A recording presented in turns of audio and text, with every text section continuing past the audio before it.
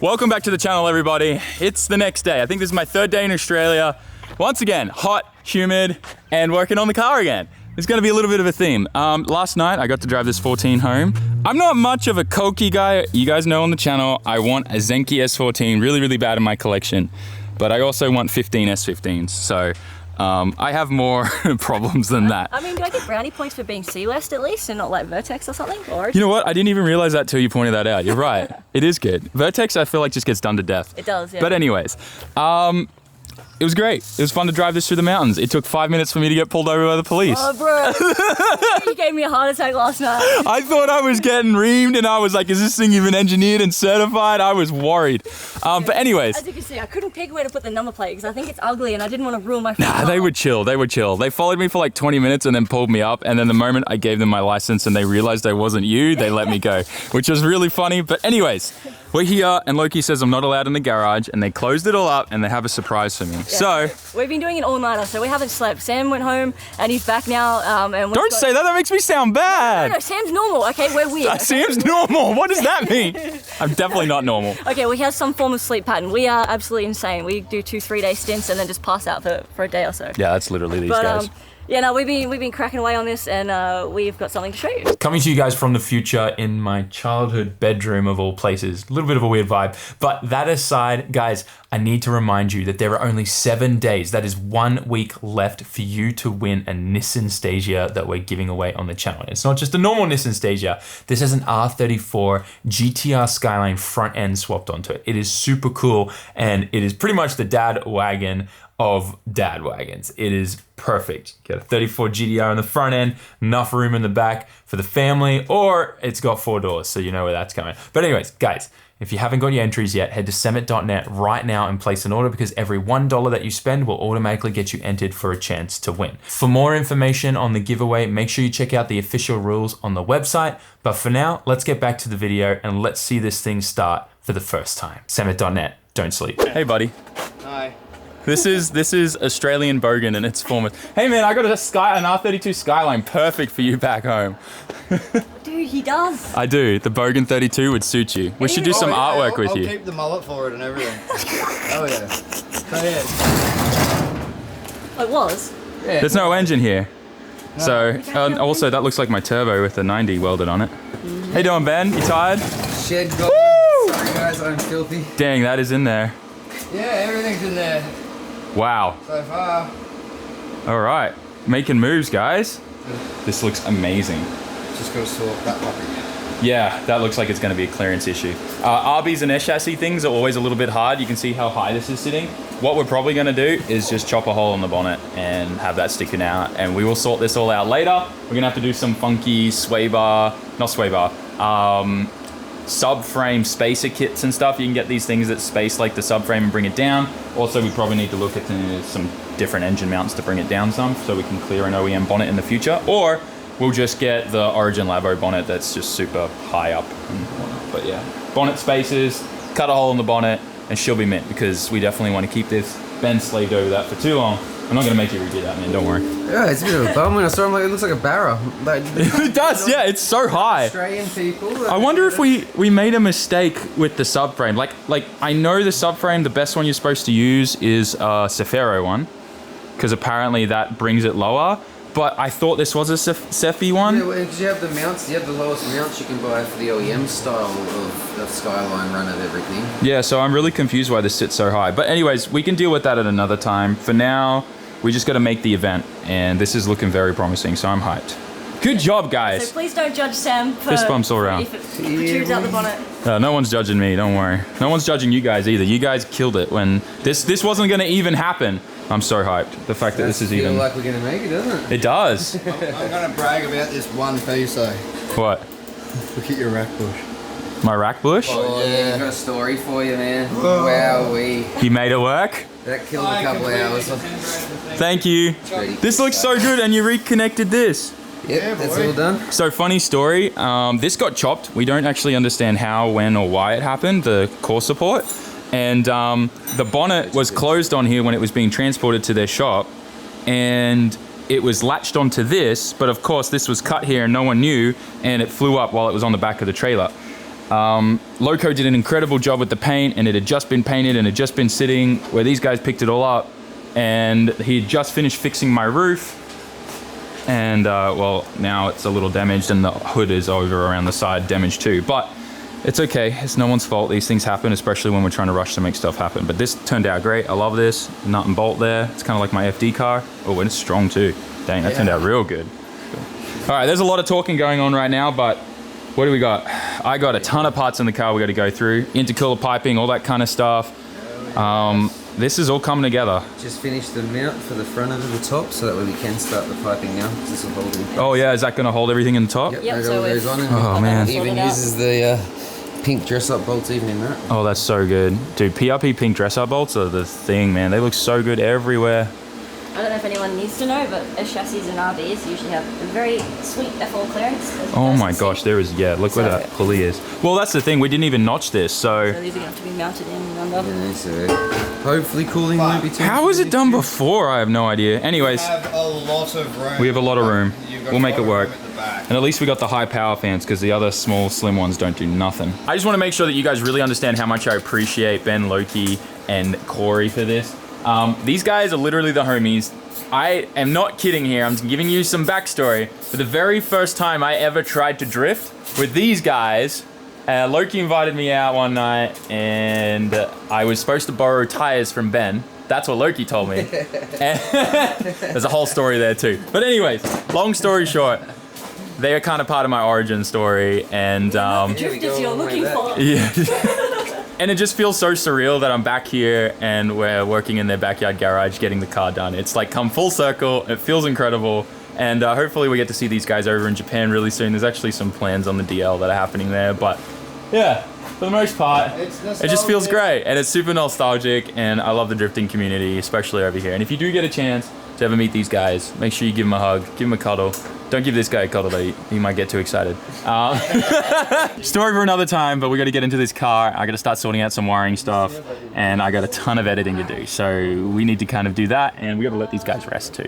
But I appreciate them like crazy. If you do wanna watch more of what these guys get up to, go check out Loki's channel, Loki SX on YouTube. I'll put a link to it down in the description. Give him a bunch of love and support, guys. Go check out her content. She's also Australia's Ninja Warrior, which is super cool. But anyways, long story short, let's get back to the car.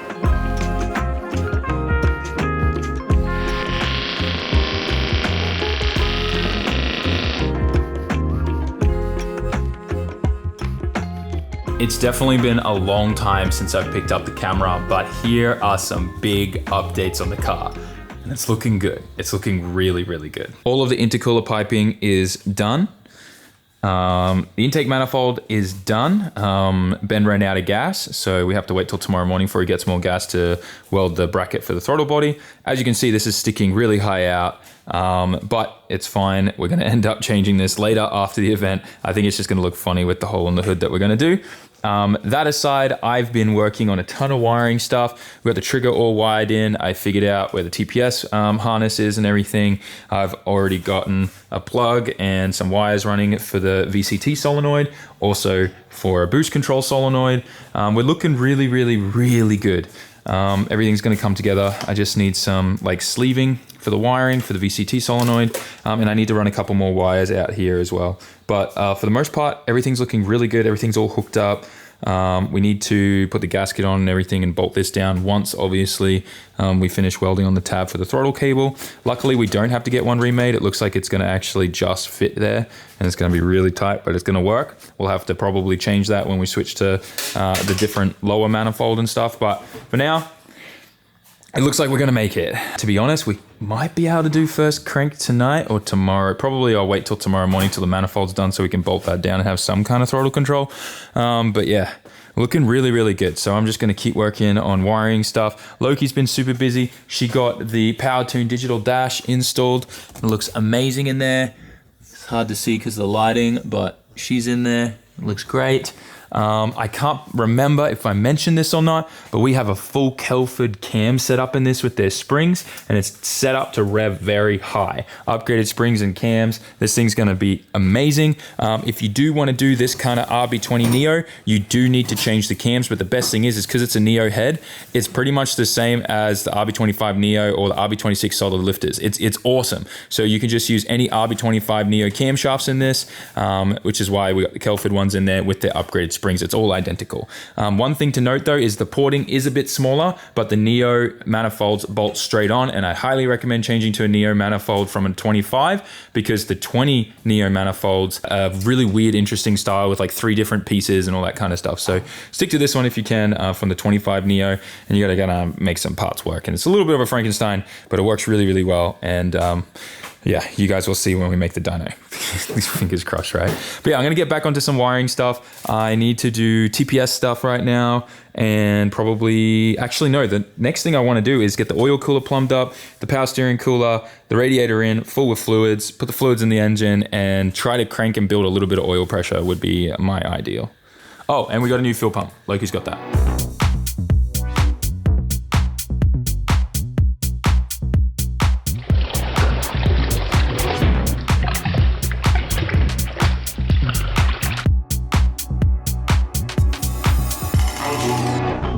Look at this, look at this.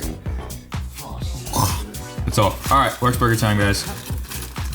This is like a typical thing that you can get pretty much at any like random diner when you're traveling out back in Australia. Or bakeries, things like that will sell these. Let's go to town.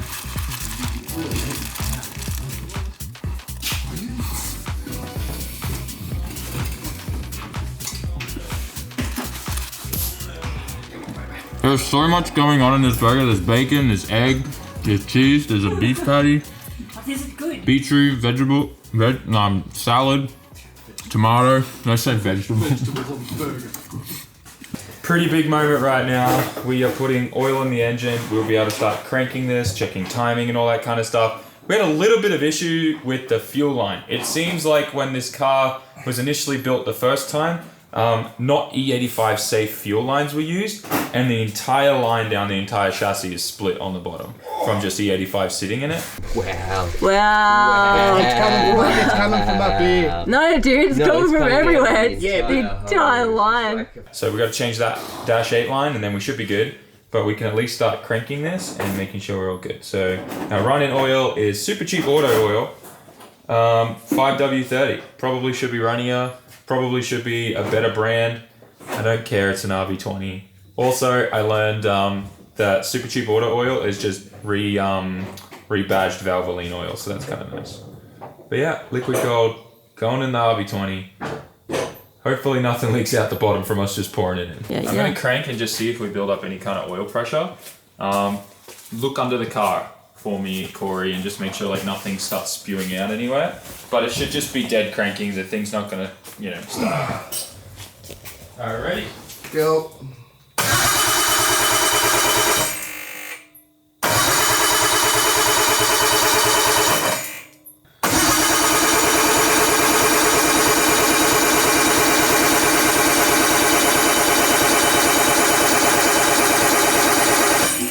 Yeah, we should be good to put the fuel line on and Jesus, it makes some compression. Yeah, I know. It sounds really good. Eh? Yeah. You really hear it. Sounds really good. please don't start it yet. My hand's on the starter and I'll get shot. You should. Fuck off.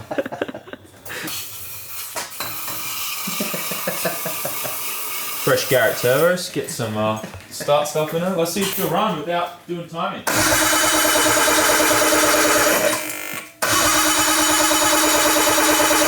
don't think it's going to. I think timing's off. We'll see. Try again.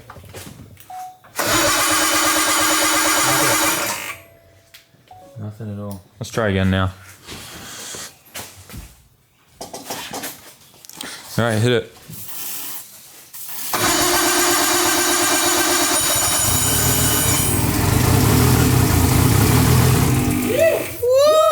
One more time. Gotta keep it going. We gotta keep it going. Okay, ready? Yep.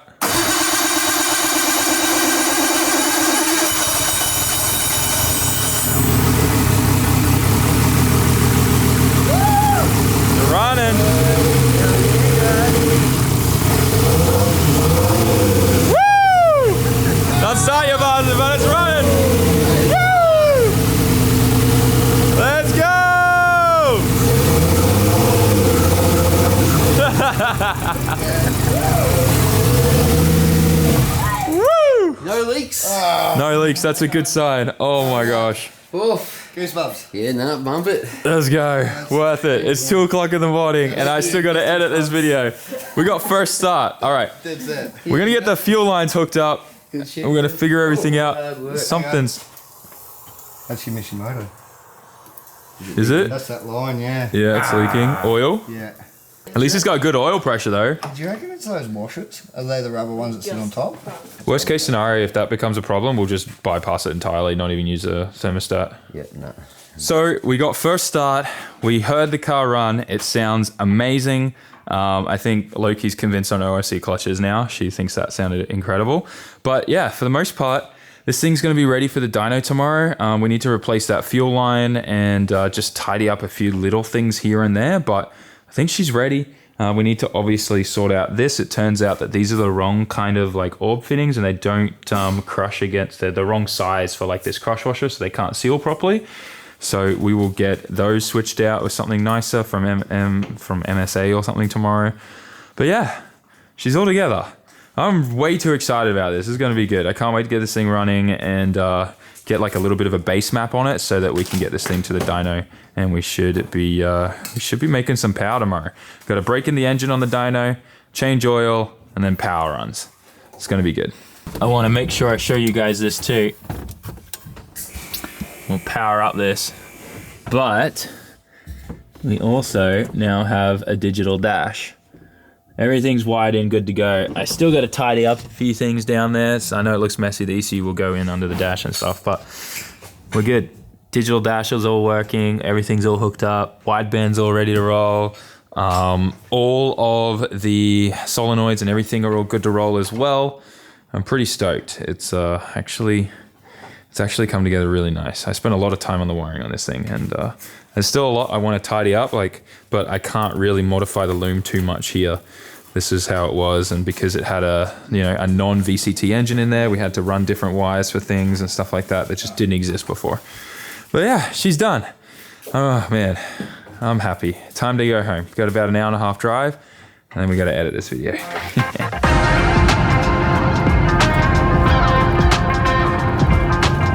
Welcome to my childhood bedroom, everybody. Ignore the soundproofing in the corner of the room there. That was a weird music phase. But that all aside, the progress on the 200 SX is incredible. And of course, I wouldn't be able to be even at this stage, have the car, have an engine in there, and do a first start and everything if it wasn't for Ben, Loki, and Corey. So massive thank you to those three people. This car is kind of special to me. It has a lot of sentimental value. About 10 years ago, I actually bought this car. When I called it my abandoned 200 SX, it literally was pretty much abandoned. 10 years ago, I bought it from some random farm, actually kind of close to the area where we're building it now, which is a little ironic. And it had been thrown in the side. There was grass growing all over it and goats had been living and climbing all over it on the roof and stuff. So it's kind of wild that thing, I bought it for $400 all those years ago too. And it's just wild because it was a 200 SX. It's super rare for Australia, and used to have a CA in there, and the guy had taken it out to put an SR in it, and he'd given up on the project, and then the car kind of just like got thrown to the sideline this entire time. Eventually, I had planned to, do some kind of build on it, the RB build and all that kind of stuff. But yeah, long story short, it just got sidelined this entire time, and now it has an engine in it. And it's running, and that's exciting. So yeah, I don't really know what else to say. I'm kind of like, I don't believe it almost. It like just seems so real because it sat for so long, this car. But I hope you find encouragement from this. Those projects that, you've thrown aside and you've told yourself that one day I'll get to it. Well, for that car, one day is today, and it finally has a running engine. And I think it just took the right people to be able to work on it for me, and feels even more special. As of for the future of the car, I definitely want to do a few events and stuff like that with it here in Australia, but I think ultimately I'd like to bring it to Japan. I think it's kind of a unique car. I know everyone in Japan would freak out over that being a 200 SX, but yeah, I don't know. I'm curious to think, just wondering, what do you guys think I should do with it? Maybe we should send it to the States. Maybe that should be my party car in the States. I don't know. We'll see how things go at the dyno. I hope you guys are excited. Tune into the next video. It's time to make some power on that thing. See what the motor can do. See if we have any problems. Or, you know, maybe everything's just going to be fine and we'll rock up to the LZ Invitation with a fully functioning car. Hopefully. Hopefully. Don't let me down, UPS. Waiting on that angle kit still. But hey, I'm ranting on. Thanks for watching, guys. Like, comment, share, subscribe. Hope you enjoyed today's video and the vibe, and I'll see you in the next one. Peace.